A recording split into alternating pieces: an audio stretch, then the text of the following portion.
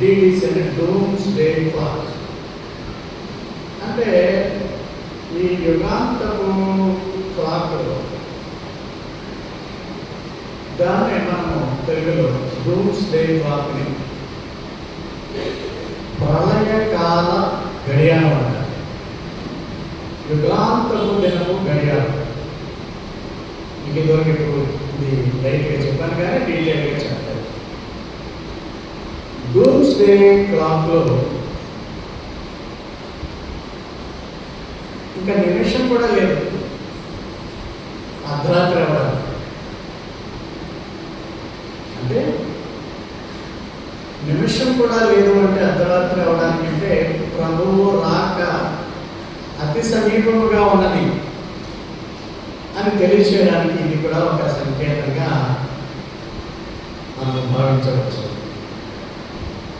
డూమ్స్డేకి 90 సెకండ్లు, ఒక నిమిషం కూడా లేదు, 89 సెకండ్స్ మాత్రమే. అంటే వినాశకాల రోజు. వినాశకాలం అంటే ప్రపంచం మీదకి 7 ఏళ్ళ ఉగ్రత వచ్చే లోపల మనము పైకెత్తబడతాం. అయితే మిగిలినటువంటి ప్రజలందరికీ కూడా వినాశం, 7 ఏళ్ళ శ్రమ. ఈవేళ పోషణ చేస్తూ ఆ వినాశకాలంలో 7 ఏళ్ళ ఉగ్రతలో 6 ముద్రను మన ఆధార్ కార్డు లాగా సాతాను ప్రపంచంలో ఉన్న వారందరికీ కూడా వేయిస్తాడు. కానీ అది వేసుకున్నటువంటి వాళ్ళకి హత్య చేయబడతారు, హతసాక్షులు అవ్వబడతారు, వాళ్ళు సన్నిధిలో కూడా చేరతారు అనేటువంటి భావనను తీసుకొచ్చారు. అంటే 7 ఏళ్ళ శ్రమలలో కూడా అత్యంత కష్టంగా కొంతమంది రక్షింపబడవచ్చు. అయితే ఇప్పుడు కృపాకాలంలో మనం ఉన్నాం కాబట్టి మనము చాలా సులువుగా యేసును అంగీకరించడం బట్టి మనం రక్షింపబడి ఉన్నాము. దేవునికి గొప్ప విధ్వంసం జరిగే రోజు, ముగింపు రోజు, ప్రపంచం ముగింపు రోజు, ప్రళయకాల రోజు, ఎండ్ ఆఫ్ ది ఏజ్. అయితే ఈ డూమ్స్డే క్లాక్ని మానవులే కనిపెట్టారు. 1947వ సంవత్సరంలో డూమ్స్డే క్లాక్ని అమెరికాలో చికాగో రాష్ట్రంలో, చికాగో యూనివర్సిటీలో దీన్ని గొప్ప గొప్ప సైంటిస్టులు, అటామిక్ సైంటిస్ట్, మేధావులు అంతా కూడా దీన్ని ఆవిష్కరించారు. దీని గురించి త్వరలో మీకు చెప్తాను. డూమ్స్డేలో అర్ధరాత్రి అవడానికి ఇంకా 12 ఒక 38 సెకండ్ 89 సెకండ్లు లెస్ దాన్ 1 మినిట్ ఉంది. అంటే అది చాలా జాగ్రత్తగా భగవంతుడు కలిగి దేవుని రాకకు ఎదురు చూడాలి అనేటువంటి దాంట్లో డూమ్స్డే క్లాక్ గురించి కూడా మీకు వివరిస్తాను. అయితే కొంతకాలం కిందట మీకు ప్రవచన గడియారం అనే మాట కూడా చెప్పారు. దేవుడు కూడా ఒక ప్రవచన గడియారాన్ని ఏర్పాటు చేశాడు. దీని గురించి ఒక 5 నిమిషాలు మీతో చెప్తాను. దేవుని ప్రవచనాత్మక గడియారం అనేది ఉంది. అది ఇశ్రాయేలు దేశం. అంటే ప్రభువు ఎప్పుడు వస్తాడు అనేది బైబిల్లో రాయబడలేదు. విశ్వాసముగా మనము ఎదురు చూడవలసినటువంటి ఆవశ్యకత ఉన్నది. ఎప్పుడు వచ్చినా సరే మనమంతా మన సంఘము గత 10-15 ఏళ్ళ నుంచి ప్రిపేర్ అవుతూనే ఉన్నాము. ప్రభు ఎప్పుడు వచ్చినా, రేపు వచ్చినా, హఠాత్తుగా అర్ధరాత్రి వచ్చినా దేవుని వందన. ఆ ప్రిపేర్నెస్ కలిగి ఉండడానికి దేవుడు విశ్వాసులకు ఇలాంటి ప్రవచనాత్మక గడియారము, డూమ్స్డే గడియారము అని ఆయన వాటి ద్వారా కూడా తెలియజేస్తున్నారు. ఇశ్రాయేలు దేశంలో ఉన్నటువంటి సంఘటనలను చూడండి. అవి చూస్తున్నప్పుడు మీరు ప్రభువు త్వరలో రానే ఉన్నారు అని గ్రహిస్తారని ప్రభువు చెప్పిన్నారు. ప్రభు మధ్యాకాశంలోనికి వచ్చిన విశ్వాసులంతబడట, భూమి మీద 7 ఏళ్ళ శ్రమలు, 7 ఏళ్ళ శ్రమల తొలిగట్టంలో యేసుక్రీస్తుతో 2వ రాకడ, అంటే అప్పుడు ఆర్మగర్భం యుద్ధం జరుగుతుంది. ఇలాంటి విషయాలన్నీ కూడా దేవుని ప్రవచన గడియారంలో ఇంకా జరగవలసినవి ఉన్నాయి. ఇక్కడ రెడ్గా ఉన్నటువంటిది ఈ యొక్క పర్టికులర్ చిత్రంలో రెడ్గా ఉన్నది ఎందుకు వేశానంటే అది ప్రళయ కాలం, ఉగ్రతా కాలం. దానికి ముందే మనం ఎత్తబడతాం. ఆ ఎత్తబడే సంఘటన మన పరలోకంలో కూడా వెళ్తాం. ఒకవేళ మన సోదరుడు సన్నిహితుడు భవిష్యత్తు చేస్తూ పెళ్లిది దాచారు, మమ్మల్ని ఆనందంగా ఉంచుతారు, ఆ నిరీక్షణలో ఉన్నామని మాట్లాడతారు. సభాష్ బిడ్డలకు ఒక భావన, ఒక కాన్సెప్ట్ ఏర్పడినందుకు దేవునికి వందనాలు. అయితే ప్రవచన గడియారంలో జరిగే విషయాల్లో ఇంకా జరగవలసినవి చాలా ఉన్నాయి. అయితే ఎత్తబడుట అనేది జరిగిపోతే యుగాంతం అయిపోయినట్టే లెక్క. ఇలాంటి యుగం ఉంటుంది ఇంకా భూమి మీద. అన్ని దేశాలు ఒకటి అయిపోతాయి. అంత్యక్రీస్తే పరిపాలకుడిగా ఉంటాడు. అవన్నీ కూడా మనము చూడము. దేవునికి వందనాలు. మన పరలోకంలోకి వెళ్ళిపోతాం. వేసి తీసుకొచ్చి వెళ్ళిపోతారు. అందుకనే ఈ rapture secret rapture for the believers of Christ, సంఘం వరకుని ఆయన చెబుతున్నాడు. ఆ విధంగా మీరు ధ్యానం చేస్తే ఈ పుస్తకాన్ని ఎంతమంది చదివారో నాకు తెలియదు, కానీ సోదరులంతా చక్కగా ఇలిస్ట్రేట్ చేశారు. కాదు పుస్తకంలో ఉన్నటువంటి విషయాన్ని మీరు చదవండి, చదువుతూ ఉండండి. అది ఎంత అమూల్యమైన పుస్తకం అంటే తెలుగులో ఇలాంటి పుస్తకము ఇప్పటి వరకు కూడా రాలేదు. అయితే దీన్ని సీక్రెట్ ర్యాప్చర్ లాగా మన దగ్గర ఇది ఉండిపోయింది. We have not done for selling, అమ్మకాలకు వ్యాపారం వచ్చి అయితే మనం ఫ్రీగా ఇస్తున్నాము, కొంతమంది బంధువులకి కూడా పంపించున్నాము. But you have to read and understand. నేను చెప్పేది చర్చ్లో పాదిరిలాగా ఒక వాక్యం తీసుకుని గట్టిగా మాట్లాడేసి ఆవిష్కరణ చేసి అట్లాంటిది ఉండదు. It is just like A lesson. మీకు అర్థం అవ్వాలి, మనసులోకి వెళ్ళాలి. కానీ ఈ పుస్తకంలో ఉన్నటువంటి విషయాలు 2-3 మీకు వివరణ అందిస్తాను. బైబిల్లో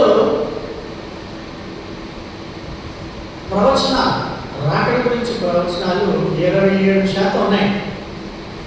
అయితే మిగిలినటువంటి అంశాలు ఇంకా ఇశ్రాయేలు గురించి, యేసు ప్రభు జన్మము, పౌలు గారి బోధలు, ఇవన్నీ కలిపి మొత్తం మిగిలిన భాగము 73% ఉంది.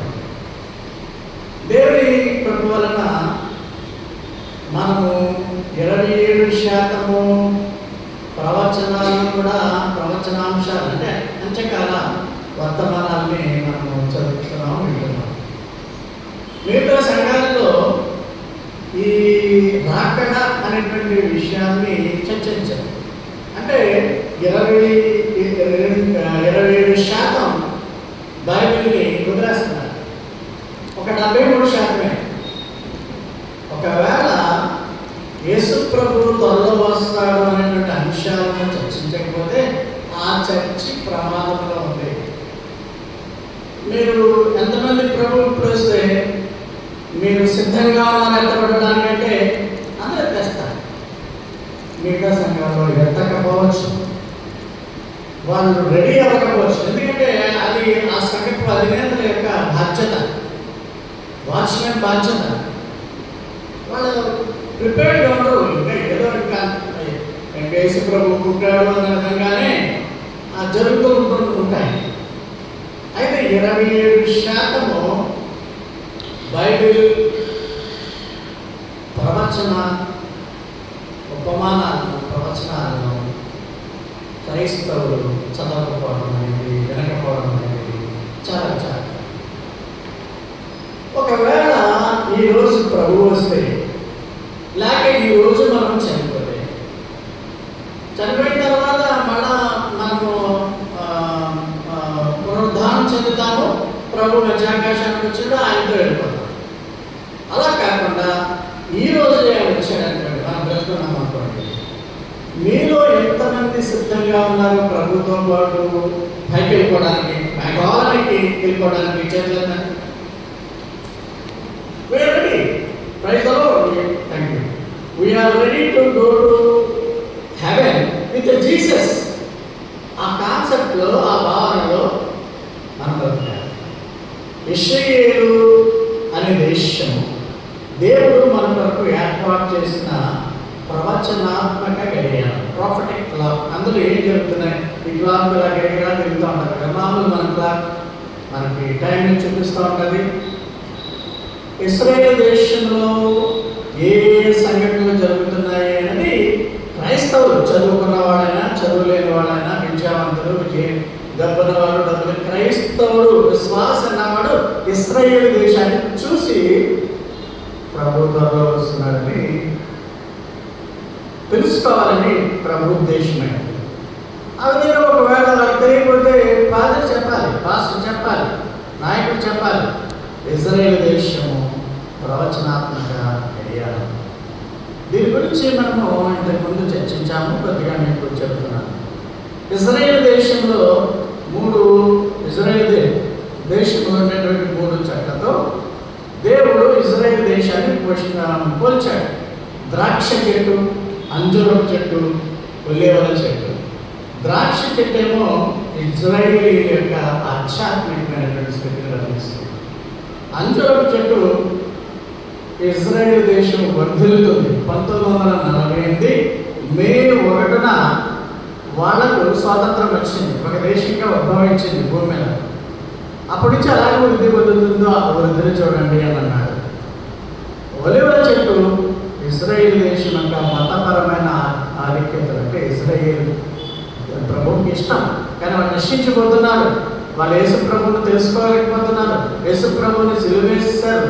వాళ్ళకి ఆధ్యాత్మిక స్థితిని ఒలీవల చెట్టు తెలియజేస్తుంది. యుగాంతపు సంకేతాలన్నీ కూడా మత్తయి సువార్త 24వ అధ్యాయము, లూకా సువార్త 21వ అధ్యాయము, మార్కు సువార్తలో కూడా 13వ అధ్యాయంలో యుగాంతపు సూచనలు ఉన్నాయి. 4 రకాలైన సూచనలు మనం చూడాలి. ఏంటంటే ప్రపంచ సంకేతాలు, యుద్ధాలు, కరువులు, హింసలు, వ్యాధులు, కోవిడ్-19 వంటి వ్యాధులు, వాతావరణంలో మార్పుల వల్ల భయంకరమైనటువంటి వ్యాధులు, ఇవన్నీ కూడా గమనించుకోవాలి. ప్రపంచ సంకేతాలు. ఈ వ్యాధులు మనిషికి అంతుచెక్కనటువంటి వ్యాధులు రావడం కూడా అది ప్రభు యొక్క మధ్యాకాశపు రాకడకు సంకేతం. మధ్యాకాశపు రాకడ ఆయన ఫైనల్గా పరిశుద్ధులతో వచ్చే రాకడికి మంచి 7 ఇయర్స్. ఆ 7 ఏళ్ళు గ్యాప్ పెద్ద గొప్ప విషయం కాదు. అంటే ప్రభు రాకడంటే మధ్యాకాశపు రాకడ, ఆ 2వ రాకడ కూడా రెండు ఆల్మోస్ట్ ఆల్ ఒకే మీనింగ్లో మనం చెప్పుకుంటూ ఉంటాం. ప్రభు మధ్యాకాశపు రాకడ వధువు సంఘం వరకు, మనలాంటి సంఘాల వరకు, 7 ఏళ్ళ శ్రమలు పడిన వారికి, తుదిగా ప్రభు ఆయన గుర్రాల మీద, తెల్లని అశ్వాల పైన పరిశుద్ధులతో వచ్చి భూమిని 1000 ఏళ్ల పాటు పరిపాలిస్తారు. ప్రిన్సిపాల్ కూడా 1000 ఏళ్ల పాలన. రాజులు యాజకులు అనే మాట మర్చిపోతూ ఉంటారు. రాజులు రాణులు యాజకులు అనే మాట కూడా అబ్బాయి వాడుతూ ఉంటారు. యాజకులుగా మమ్మల్ని చేస్తున్నాం దేవాలయం. అలాగే రెండవది సంఘంలో సంకేతాలు, సంఘాల్లో సంకేతాలు, అరాచకత్వం, రాజకీయం, పదవుల కోసమే చర్చ్, పదవుల కోసమే పాస్టర్లు అంటూ ఒకళ్ళని కొట్టుకోవడాలు, పాస్టర్లు కొట్టేయడం, గ్రూపులు అయిపోవడం, ఇవన్నీ కూడా ప్రభు రాకకు సంకేతం. ప్రభు రాకడ సంకేతం అంటే 2వ రాకడ, భూమి మీదకి రావడం, లేక మేఘాల మీదకి రావడం, ఏదైనా మనం అన్వయించుకోవచ్చు. 3వది వెరీ వెరీ ఇంపార్టెంట్, ఇజ్రాయేల్ దేశంలో జరిగేటువంటి ప్రతి విధమైనటువంటి ప్రక్రియ, యుద్ధాలు. మొన్నటి వరకు అంతకుముందు గత ఏడాది హమాస్తో యుద్ధం, అంటే గాజా మీద యుద్ధం, ఇది ఇంకా కంటిన్యూనే అవుతుంది. ఎప్పటి వరకు జరుగుతుందో తెలియదు. 50,000 పైబడి పాలస్తీన్లు చనిపోయారు. అందులో పాలస్తీనియన్ క్రిస్టియన్స్ కూడా ఉన్నారు. ఈ విధంగా అరాచకం, చిన్న పిల్లలు ఒక 50,000 మంది వాళ్ళు చనిపోయారు. ఇది మంచిదా కాదంటే మనం అంతరాత్మకడితే తెలిసిపోతుంది. ఇది చెడు వ్యవహారం అని. ప్రభు యుద్ధాలను కోరుకోవడం, అశాంతిని కోరుకోవడం. కానీ ఇశ్రాయేలీయులు వారి యొక్క మా సొంత ఊరి కోసం యుద్ధం చేస్తున్నామంటారు. మొన్నటి వరకు కూడా ఇరాక్తో యుద్ధం, ఇశ్రాయేలు ఇరాక్. ఒకవేళ అమెరికా వాళ్ళు, మీకు లాస్ట్ వీక్లో చెప్పాను, బంకర్ బ్లాస్ట్ బాంబ్స్, అంటే భూగర్భంలో నుంచి చొచ్చుకొని పోయి ఆ భూగర్భంలో కర్మాగారాలను అమెరికా వాళ్ళు నాశనం చేయకపోతే ఇప్పటికి ఇశ్రాయేల్ ఉండేది కాదు. అణువాయుధాలు పిచ్చోడి చేతులు రాయిలా ఉంటాయి. మామూలుగా భారతదేశం లాంటి శాంతియుత దేశం మీద, శాంతియుత దేశాన్ని కూడా కొన్ని అణ్వాయుధాలు ఉన్నాయి, యాటమ్ బాంబ్స్ అవి ఉన్నాయి. నాకు పర్వాలేదు, నీతి పాలన చేయదు. కానీ కొన్ని ఉగ్రవాదుల దగ్గర ఉండేటువంటి అణ్వాయుధాలు, కొన్ని ఉగ్రవాద సంస్థల్ని ప్రోత్సహించేటువంటి దేశాలు కొన్ని ఉన్నాయి, ఇరాక్, ఇరాన్ ఇలాంటి దేశాలు. అవి ఎప్పుడు ఎవరి మీద వేస్తారో తెలియదు, సర్వనాశనం అయిపోతుంది, ప్రపంచమే సర్వనాశనం అయిపోతుంది. పాకిస్తాన్ వాళ్ళు భారతదేశం మీద అణ్వాయుధాలు వేస్తే భారతదేశమే నాశనం కాదు, వాళ్ళు నాశనం అయిపోతారు. అంటే సెల్ఫ్ డిస్ట్రక్షన్, మనుషుల యొక్క స్వంతంగానే వినాశనం అయిపోయేటువంటి గొప్ప గొప్ప ఆయుధాలు ప్రతి దేశంలో ఉన్నాయి. ఇప్పుడు ఆ ఇస్రాయేల్ దేశంలో ఎప్పుడు కూడా నిలకడగా ఉండకుండా ఎప్పుడు యుద్ధమే. వాళ్ళు ఎంత ఐరన్ డోమ్లు వాడినా, డేవిడ్ స్వింగ్స్ వాడినా కొంత నష్టం జరిగింది, చనిపోయారు. నిన్న ఎంతమంది భారతీయులు మన పాకిస్తాన్, ఇండియాలో చనిపోయారు చెప్పరు, అవన్నీ రహస్యంగా ఉంచేస్తారు. కానీ చనిపోయిన సైనికుల కుటుంబాలకు శాపం. ఇజ్రాయేల్ ఎప్పుడు శాపమే, ఎప్పుడు అలారం అవుతుందో తెలీదు, లోపలికి బంకర్స్ లోపలికి వెళ్ళిపెట్టాడు కదా. ఇజ్రాయేల్ దేశాన్ని చూడమంటున్నాడు. దాంట్లో జరిగేటువంటి ప్రతి సంఘటన, యెరూషలేము దేవాలయం ఉన్న చోట, డోమ్ ఆఫ్ ది రాక్, ఆలాస్కా మసీద్, ఇవన్నీ కూడా ఎప్పుడు నాశనం అయితే అప్పుడు దానియేలు గ్రంథం 9:27 ప్రకారం అంత్యక్రీస్తు వస్తాడు. అది మనకి తెలుసు. పేతురు రాసిన 2వ పత్రిక 2వ అధ్యాయం 1-7 మనం చూసినట్లయితే అంత్యక్రీస్తు పేరు వెల్లడిగా అవగానే, ఆ భ్రష్టాత్వ పురుషుడు వెల్లడి అవగానే అలా అంత్యం వచ్చేస్తుంది, అంతం వచ్చేస్తుంది, అంతవరకు రాదు. అలాగే ఇజ్రాయేల్ దేశంలో జరిగే ప్రతి సంఘటనను చూడమన్నాడు. 4 ఖగోళములో సంకేతాలు, బ్లడ్ మూన్స్, అదేవిధంగా సౌర తుఫానులు, ఆస్ట్రాయిడ్స్, గ్రహశాల భూమి మీద, స్కై ల్యాబ్ భూమి మీద పడితే చనిపోతుందని 1984 సంవత్సరంలో ప్రజలు గగ్గోలు పడ్డారు. అలాగే రకరకాలుగా ఖగోళములు ఇలాంటివి జరిగేవన్నీ కూడా ప్రభువు రాకడకు సూచనలు. ప్రభువు రాకడకు యుగాంతానికి సూచనలు ఏంటని అడిగినప్పుడు ప్రభువు మత్తయి సువార్త 24వ అధ్యాయం, మార్కు సువార్త 13వ అధ్యాయం, లూకా సువార్త 21వ అధ్యాయంలో ఉన్నట్టు ఒక ఉపమానాన్ని తగ్గించాడు. అదేంటంటే మనము లింక్ టైంలో మన సోదరులు కూడా ఎక్స్ప్లెయిన్ చేశాడు. ఇజ్రాయేల్ దేశం అంజూరపు చెట్టు 1948లో పుట్టింది. అంజూరపు చెట్టు పెరిగి పెద్దదవుతున్నప్పుడు, బాగా ఫలాలు అది వేస్తున్నప్పుడు వసంతకాలం సమీపించింది, అంటే ప్రభువు రాకడ సమీపించిందని మీరు గుర్తెరగండి అంటాడు. అంటే ఇజ్రాయేల్ దేశం పూర్తిగా అభివృద్ధి పొందిపోయింది. వాళ్ళ దగ్గర 80 లక్షల మంది జనాభా ఉన్న ప్రపంచాన్నే శాసించే దేశంగా తయారైపోయింది. సో తక్కువ మంది ఉన్న చాలా గొప్ప ఆయుధ సంపత్తిని, శాస్త్రవేత్తలను కలిగి ఉంది. నోబెల్ ప్రైజులు కలిగి ఉన్న వాళ్ళంతా కూడా యూదులే, ఇజ్రాయేలీలే. కనుక ఇజ్రాయేల్ దేశము ఉచ్చ స్థాయికి వచ్చినప్పుడు మీరు జాగ్రత్తగా ఉండండి. అంటే ఇజ్రాయేల్ దేశము ఉచ్చస్థితికి వచ్చేసింది. ఇప్పుడు ఇజ్రాయేల్ దేశము ఉచ్చ స్థితికి వచ్చినప్పుడు, అంటే ఉన్నత స్థితికి వచ్చినప్పుడు యుగాంతము సమీపంలో ఉంది. అది చూచే వరకు ఈ తరం గతించదని చెప్పాడు. అంటే ఇజ్రాయేల్ పుట్టి 1948 నుంచి 8 ఏళ్ళైందో లెక్కేస్తున్నాను. అంటే ఇంచుమించు 70 ఏళ్ళ పైన అయిపోయింది. అంటే దేవుడు ఇచ్చినటువంటి టైమింగ్ కూడా అయిపోయింది. ఆ ఇజ్రాయేల్ పుట్టినటువంటి మనుష్యులు, 1948లో పుట్టినటువంటి మనుష్యులు ఇప్పటికే ఉన్నారు. అది చూచే వరకు ఈ తరం గతించదు. ప్రభు వచ్చుట చూచే వరకు తరం గతించదంటే ఆ పుట్టిన వాళ్ళు ఇప్పటి వరకు కూడా బతికున్నారు. ఆ తరం గతించదు. 70-80 ఏళ్ళలో ప్రభు రాకడ వచ్చేస్తుంది. ఇశ్రాయేలు దేశం పుట్టిన తర్వాత ఉచ్చస్థితిలో వచ్చింది. 2018కి 70 ఏళ్ళు, మా అయితే 80 ఏళ్ళు అది దేశం ఉంటుంది. కానీ అది పర్మనెంట్గా ఉండదు. ప్రభు రాకడ వచ్చేస్తుంది. మధ్యాకర్షపు రాకడ, 7 ఏళ్ళ శ్రమలు, అపవాది యాంటీ క్రైస్ట్గా పరిపాలించడం అన్నీ జరిగిపోతాయి. అంటే ప్రవచన గడియారంలో దేవుడు చెప్పినటువంటి అన్నీ జరిగిపోయాయి. 2020కే 70 దాకా 80 ఏళ్ళు గతించిపోయే పరిస్థితి ఉన్నప్పుడు ప్రభు వచ్చేస్తాడు. ఇంకా 5 ఏళ్ళు ఎక్స్టెన్షన్ ఇచ్చాడు. ఇస్కేట్ 15 ఏళ్ళు ఇచ్చినట్లుగా అని ఇస్తున్నాడు. ప్రవచన గడియారంలో దేవుడు చెప్పినటువంటి సంఘటనలు అన్నీ అయిపోయాయి. We are ready to see the coming of Jesus Christ into heaven. అది ఆలివర్ డిస్కోర్స్ అంటారు. ఆలివేలు కొండ మీద ఆ లెంట్ సీజన్లో అది పరిశుద్ధ వారంలో ఒకరోజు శిష్యులకి యుగాంతము ఎప్పుడు జరుగుతుంది అన్నప్పుడు ఈ ఉదాహరణ ఆయన ఇచ్చాడు. ఇశ్రాయేల్ దేశాన్ని చూసి నేర్చుకోవాలి. దేవుని ప్రవచన గడియారం ఇశ్రాయేల్ దేశం, మామూలు గడియారం అని తెలుసు. ఇంకొక గడియారం చెప్తున్నాను, అది man made dooms day clock. ఇది అసలైనటువంటి ప్రశ్న. ఇప్పటి నుంచి మొదలవుతుంది. డూమ్స్ డే అంటే వినాశకాలం.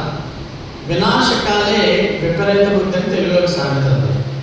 అంటే వినాశనం కాలం వచ్చినప్పుడు మానవులు విపరీతమైనటువంటి పిచ్చోళ్ళగా ఉంటారు. హిట్లర్ కూడా 2వ వరల్డ్ వార్ని ప్రారంభించిన వాడు అతను. ఎందుకంటే రాజ్యకాంక్ష మొత్తం అన్ని దేశాల్లోనే చేయాలి, అందరినీ మొత్తము అన్ని దేశాల్లో ఉన్నటువంటి యూదులు కూడా చంపేయాలని ఒక రకమైనటువంటి హేట్రెడ్నెస్.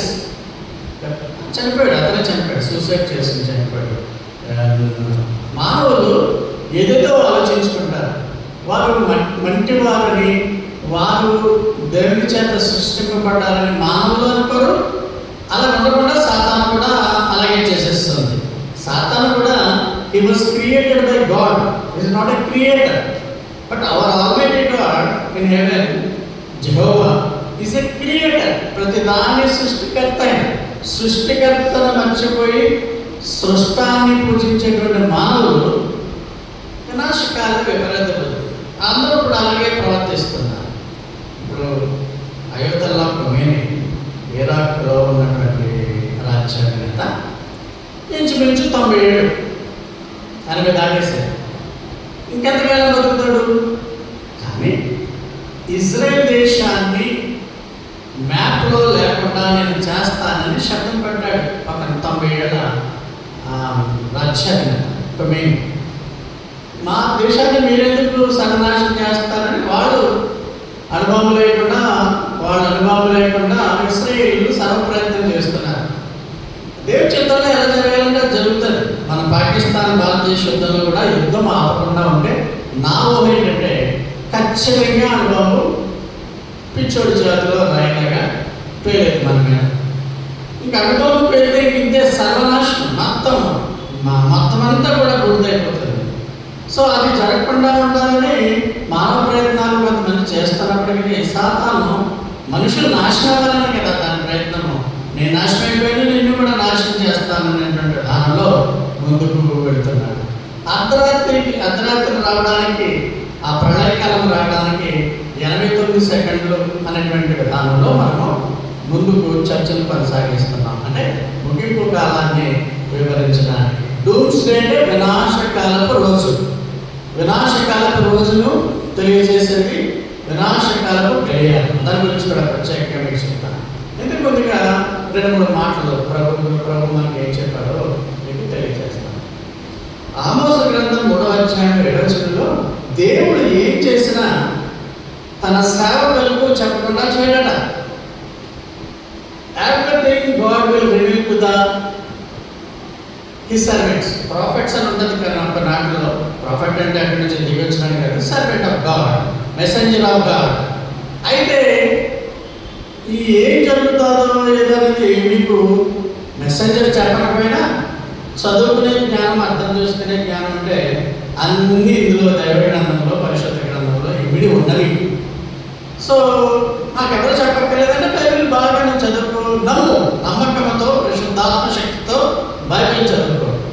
ఆయన చెప్పే ప్రతి మాట మనకు అర్థమవుతుంది. పరిశుద్ధాత్మ మనలో పని జీవితం సరిగ్గా ఉండాలి. సో సేవకులకు చెప్పకుండా ఆయన ఏం చేయడు. బైబిల్లో చెప్పేశాడు, అన్నీ ముద్రించేశాడు. అవన్నీ కూడా జరుగుతూనే ఉన్నవి. ప్రభుత్వంలో రానే అన్నాడు. Surely the lord will do nothing.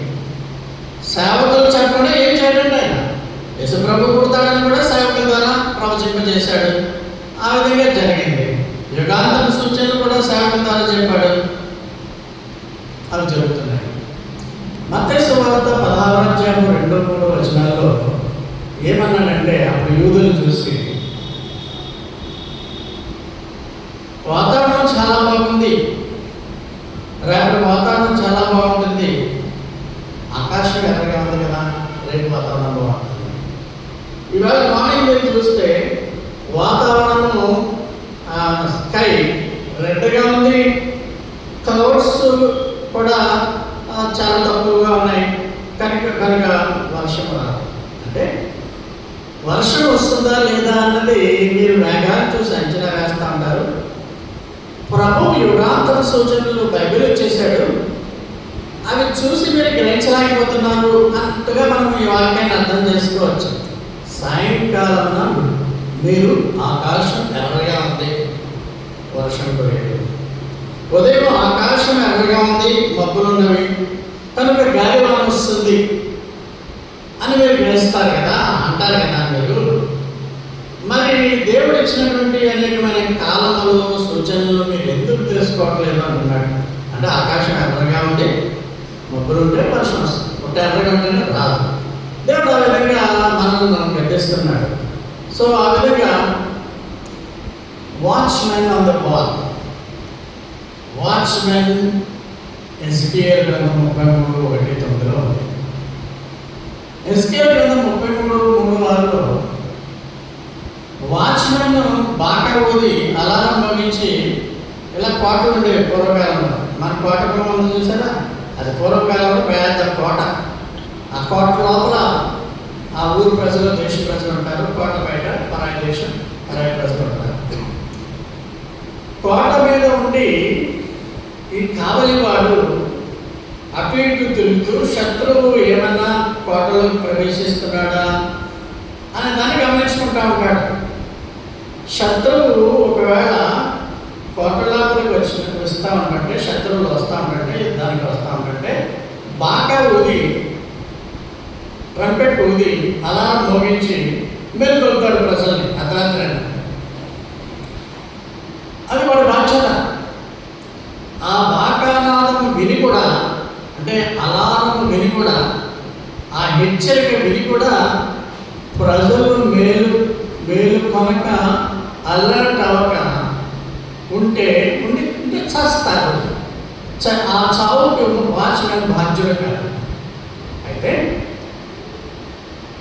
Trumpet ఊదకుండా, శత్రువులు వచ్చినా ఆ బాగా ఊదకుండా, దూరధ్వని ఊదకుండా అలారం ముగించకుండా ఉంటే శత్రువులు వచ్చి ప్రజలు చంపివేస్తే ఆ యొక్క రక్తానికి బాధ్యత వాచ్మెన్ది అని ఈ వాక్యంలో ఉన్న సారాంశం. వాచ్మెన్ అంటే మీరు గురువు అనుకోండి, పాస్టర్ అనుకోండి, మీకు హిత బోధ చేసే వాడు అనుకోండి. ఈ బోధ చేసేటువంటి వాళ్ళు 23% ప్రవచనాలు చెప్పట్లేదని చెప్పాను కదా. దేవుడు వస్తాడు అని ఆశీర్వాదాలు, చదువులు, డిగ్రీలు, ఉద్యోగాలు, సంపాదన, పెళ్ళిళ్ళు, పిల్లలు పుట్టించడానికే. బట్ అన్నింటికీ ఎండింగ్ ఫుల్ స్టాప్ త్వరలో పెట్టబడిపోతుంది. ఇంకేది ఇంకా ప్రపంచం ముందుకు వెళ్ళదు, జీవనం కొనసాగదు.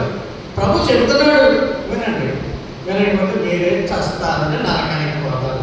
దానికి బాధ్యత కాదు, నా బాధ్యతగా నేను చెప్తున్నాను. ఒక వాచ్మెన్ లాగా మీకు పలు సంవత్సరాల నుంచి మీరు సంఘానికి వస్తున్నారు కాబట్టి సంఘ సభ్యులుగా, బ్రదర్స్ అండ్ సిస్టర్స్గా నేను హెచ్చరిక చేస్తున్నాను. ప్రభు త్వరలో వస్తాడు, నేను ఇలాగే మాట్లాడతారు లేదా ఇప్పుడు అని అనుకున్నారు అనుకోండి. సడన్గా ప్రభు వస్తే మీరు పరలోక రాజ్యాన్ని కోల్పోతారేమో భయంతో జీవించండి. వాచ్మెన్ డ్యూటీ అది. సో వాచ్మెన్ బాగా వదిలినప్పుడు, పాస్టర్ గారు చెప్తున్నప్పుడు హేళనగా, అవహేళనగా దాని వాక్యాన్ని తీసుకోకూడదు. వీ మస్ట్ బి అలర్ట్, అంటే జాగ్రత్త పడిపోవాలి. ప్రభు త్వరలో వస్తున్నాడు. మరణం ఎప్పుడు వస్తుందో తెలియదు కదా, యాక్సిడెంట్ ఎప్పుడు అవుతుందో తెలియదు కదా, అర్ధరాత్రి ఏం జరుగుతుందో మనకు తెలియదు కదా.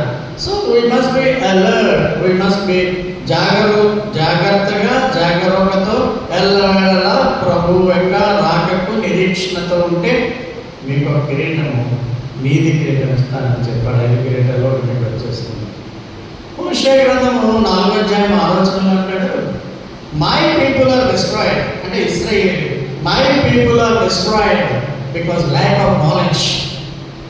సంఘాలలో సంఘపు సభ్యులకు నాలెడ్జ్ ఉండడానికి, క్రీస్తు యేసుని కూర్చున్న జ్ఞానము రావడానికి గురువు ప్రయత్నం చేయాలి, సంఘస్థులు కృషి చేయాలి. కొట్టుకోవడాలు, బాధపడాలు, పాదం విమర్శించడం,